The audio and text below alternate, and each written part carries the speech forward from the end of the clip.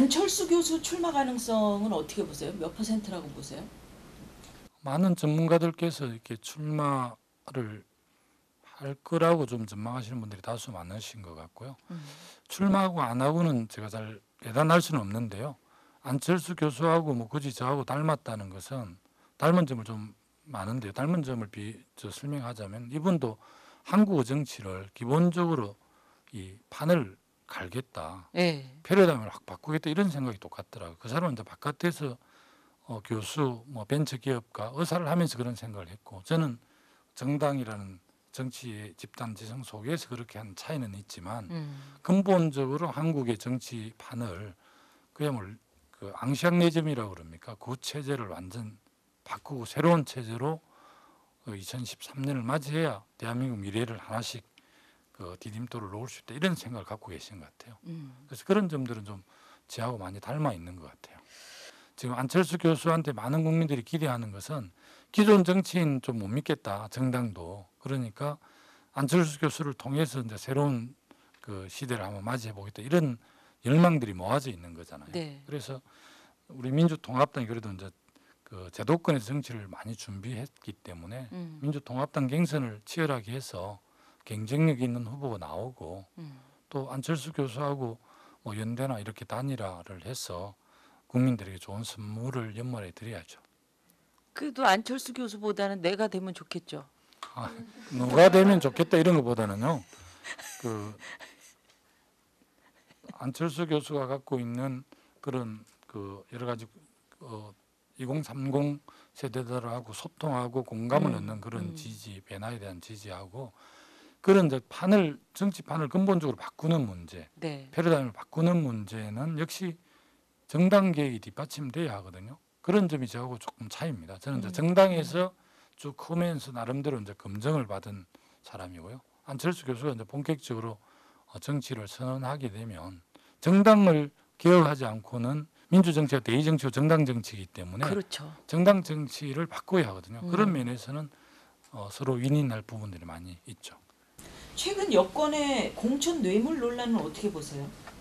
새누리당은 박근혜 비대위원장이 거의 정권을 갖고 있었습니다.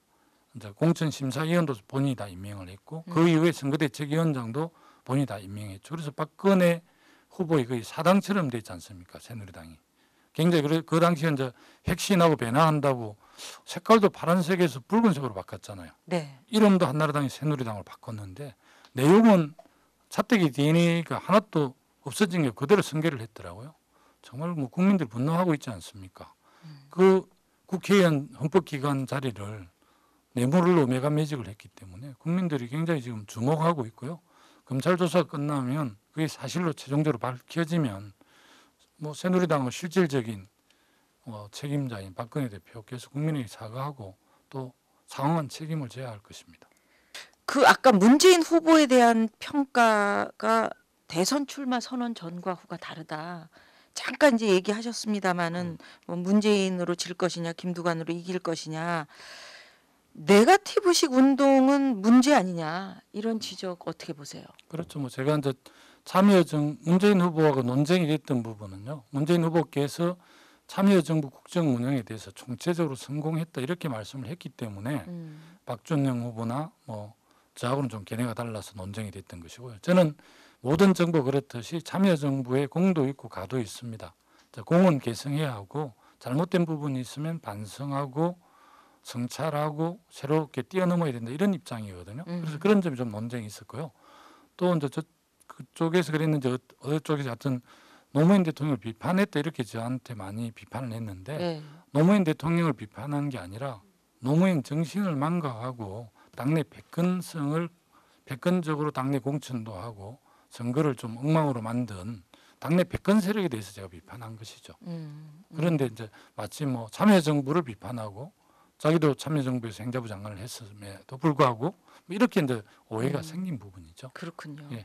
없는 사실을 가지고 공개 가능이 네거티브고 네. 사실에 근거해서 지적하는 부분은 우리가 비판이라고 그러지 않습니까? 그 얘기를 들어보니까 김두관 후보께서는 예전에 노무현 대통령이 이제 당선되시고 나서 나를 불러줄 것 같았는데 영 전화가 안 오더라.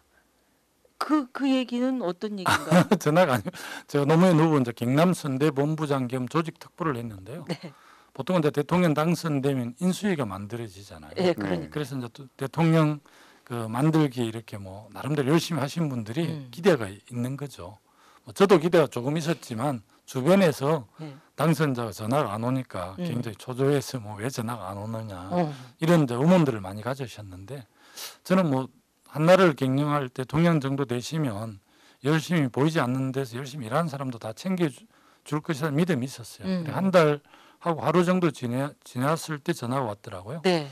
그래서 이제 제가 그때 군수를 마쳤으니까 김 군수 만나자마자 청와대 들어와서 나를 좀 도와주세요 이렇게 말씀하셨어요.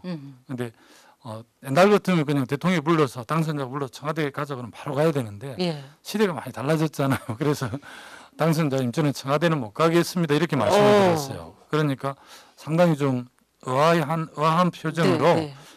김 군수 왜 청와대는 못 오죠 이렇게 말씀하시더라고요. 그런데 당선자님 청와대는 기획력도 있고 아이디어가 있는 사람이 대통령을 뽑혀야 되고 김두관처럼 야전하고 현장에 큰 사람은 내각에서 일해야 된다고 이렇게 말씀을 드렸거든요. 예. 그래서 이제 행정자치부 장관으로 임명을 해주셨어요. 그 더 큰 거를 드신 거 아니에요? 그럼요. 그러니까요. 크게 나가야 돼요. 그러면 만약에 내가 대통령이 된다면 이것 하나만큼은 꼭 내가 바로 잡고 싶다 하는 게 있을까요? 차별과 편견이 없는 나라를 만들고 싶고요. 비정규직을 정말 다 없애고 싶습니다만은 최소한 50% 정도는 줄여야 되겠다. 그래서 좀 전체 우리 국민들의 그 삶에 좀 안정을 드리는 게 참 중요하겠다 이런 생각을 갖거든요. 네. 비정규직이 없는 나라, 또 차별과 편견이 없는 나라, 장애인이 행복한 나라를 만드는 게 제 정치적인 비전이고 꿈입니다. 애창곡은 어떤 거세요? 노래 잘 못하는데요. 그러면 한번 노래 한번 들어볼까요, 여러분? 네, 네. 사랑했어요. 그땐 몰랐지만 이 마음 다 바쳐서 당신을 사랑했어요. 이젠 알아요. 사랑이 무언지 마음이 아프다는 걸 돌아서는 감으면 잊을까 정도님 떠나가면 어이해 그만하셔도 되는데 자꾸 강인봉 씨가 기타를 치시니까 계속 애쓰셨는데. 정말 넘치죠.